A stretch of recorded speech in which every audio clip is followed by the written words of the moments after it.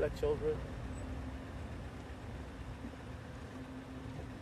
Hello Mama Ellie and your children. May we join you. May we come and say hello. There's another big mama coming, so let's stop here. Don't want them to move off of the road. Oh. Okay. Now we get to see what elephants do when there's lightning and thunder. As you can see, they're doing what elephants do. It's sort of all up there, they know it's far away. They probably count 1, 1,000, 2, 1,000, 3 for every lightning strike, and they count how far the thunder is. She's a big girl. Lady, sorry, lady.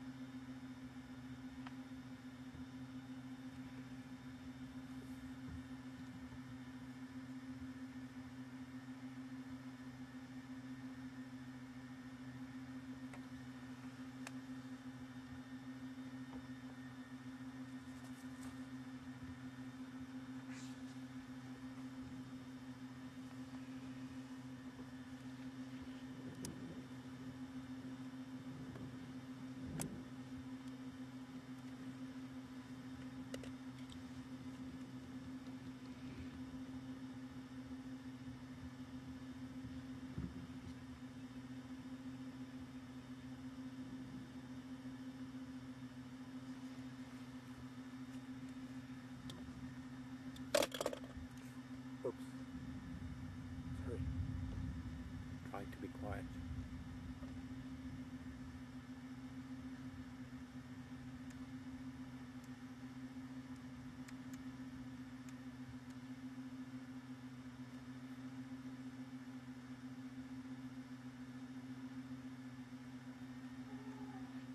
Oh, I think it's quite a big herd. I just heard more elephant trumpeting much further to the west.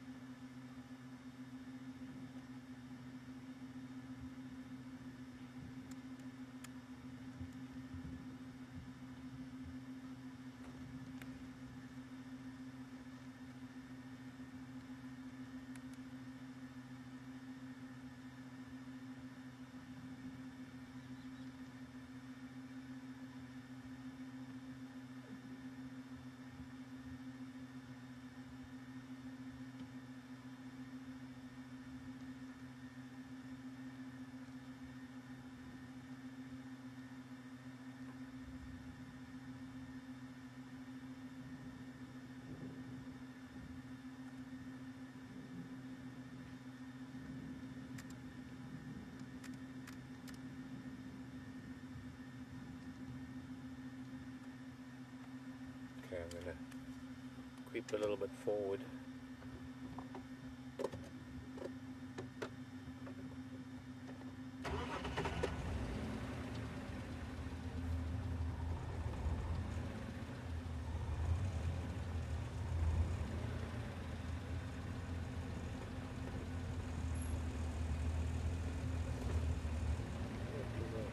I wonder if those are leaves on her back. I must have a look at all the white spots.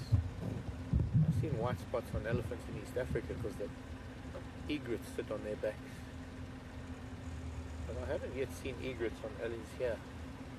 That could just be leaves.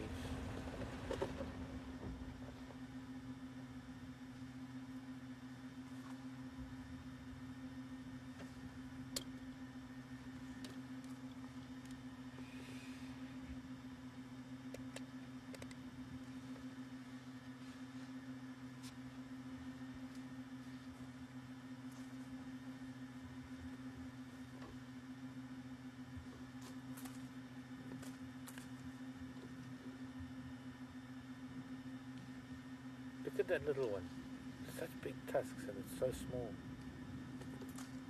Already such tusks.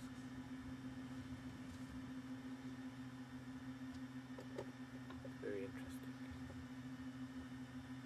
The one doesn't want to get left behind.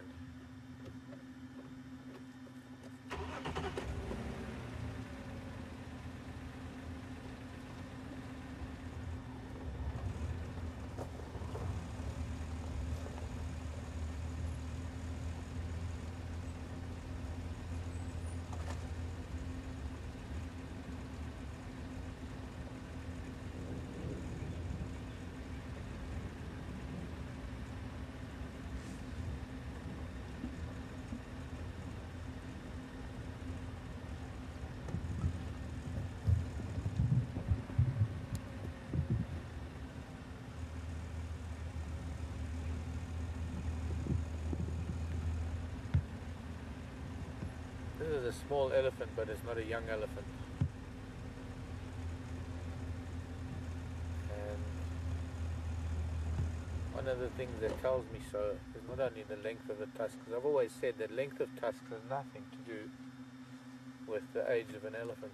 It's the size of the elephant and so many other factors. But she's got such, well, very strange. There's also a very, very deep groove in that right tusk. And that doesn't happen until, well, it takes years to develop such a deep groove in the tusk. And, well, elephants, much like us humans, you get tall people and you get short people. You get basketball players and you get jockeys. And such is the way it is with elephants. So she could just be a really small Ellie with really beautiful tusks, and it's that right tusk. I'd love to get a photo of that. Can't really tell from the ears. I was going to say that the ears might be tatty and they are folded over a little bit at the top, and that is also something that happens with age. And this elephant is about the size of an average 10-year-old, but she's showing signs of being much older. And the other interesting thing is that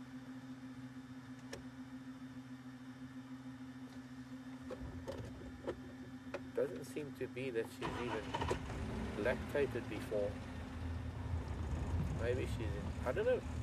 Gosh, I'm speaking aloud. I'm speaking my mind, as I often do. She's a short Ellie. Wow. Big lightning strikes. Crack of Thunder's going to follow soon.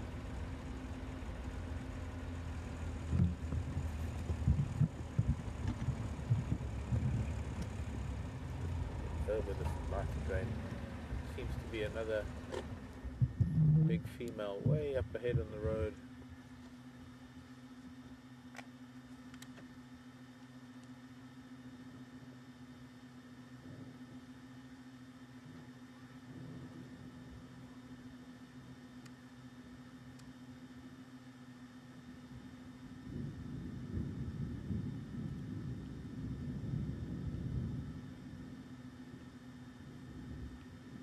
Ray, hello Ray. Colorado. I want to hear from someone in Arizona.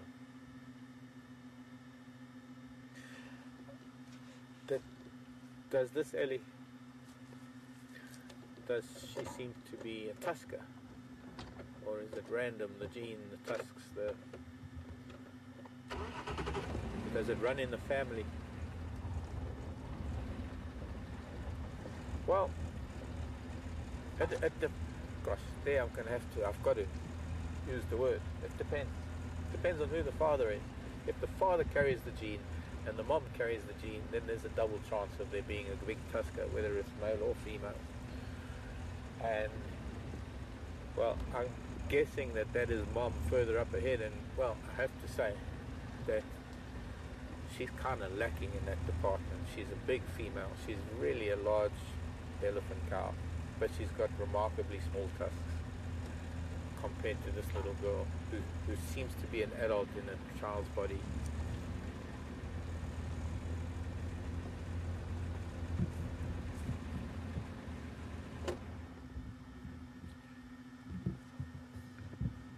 So it would appear that maybe her father had the gene, and so she was one of those that managed to be on that end of the scale, that she picked it up. Maybe there's a recessive gene in the female for big tusks, but of course she just didn't inherit the dominant gene part of it. And so with that recessive gene, 1 out of probably 4 of her offspring, if she mates with a big tusk male, or a male that has a dominant gene for large tusks, there's a likelihood that one of her offspring will have big tusks. She's not a youngster, that big girl.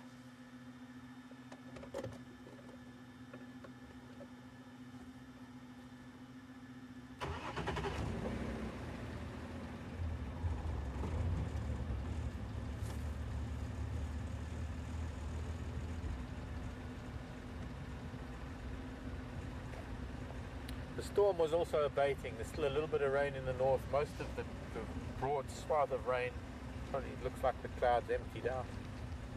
No longer raining there. It's going to be this beautiful evening of, well, it's a beautiful evening. It's cool. It's a little bit moist, humid. They're heading up towards a dam known as Tamboti Dam on Buffels Hook. I'm just looking at fresh, very fresh elephant dung from a very young one. Could have been that youngster, but it looks like it might have been an even smaller ellie. Very distinct elephant pathways that they're following now. Both probably elephant and hippo pathways. And then they join up with the roads. We just go forward, get onto the road. We're just sadly going to say goodbye to them once they get onto Buffels of Cutline, and then my ellie time is over. And then I'm going to, well, at least I've had an ellie fix.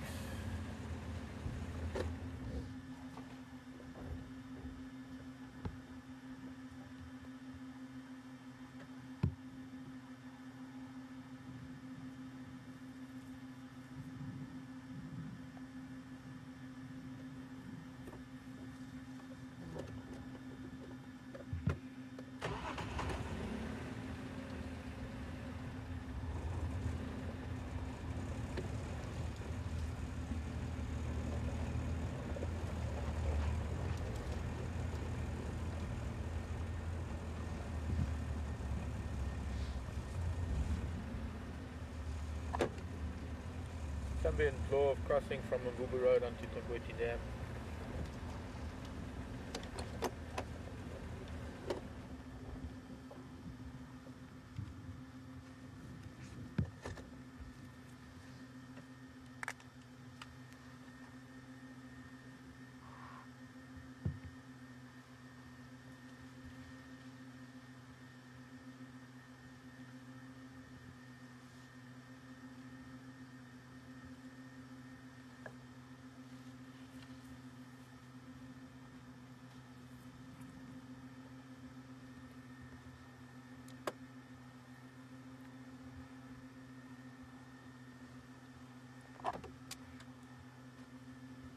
Andrew, come in.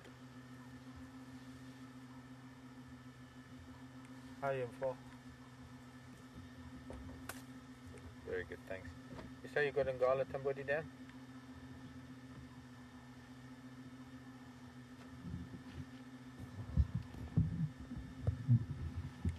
Okay, copy. Lex, nice to hear from you again.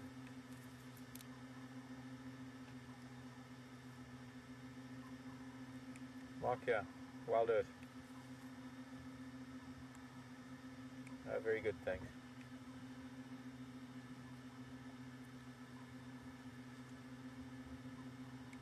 Sounds good. We're at Research Camp at Duma.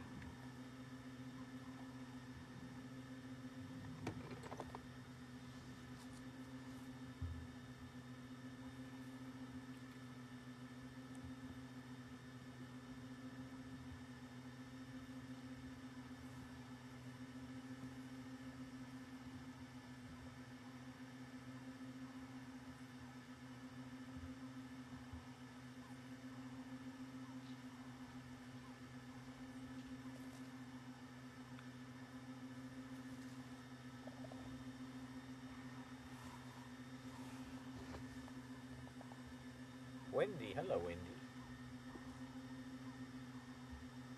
How many times does an elephant regenerate its teeth?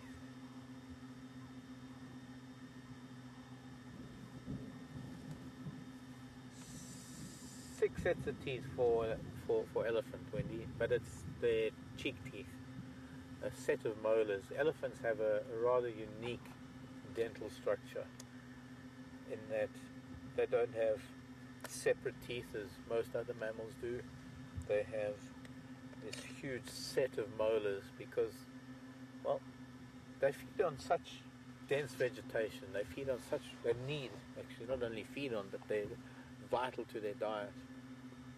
Just by the way, there, I'm assuming that big girl over there that we're looking at now, although her back is to us, there we go, turning slightly, I'm guessing that she's the matriarch. And you can see she's quite an old girl. She's a lot bigger than the smaller Ellie that's to the left of your picture. You look at this difference in size of tusks, and she's probably mom or even grandma, maybe mom.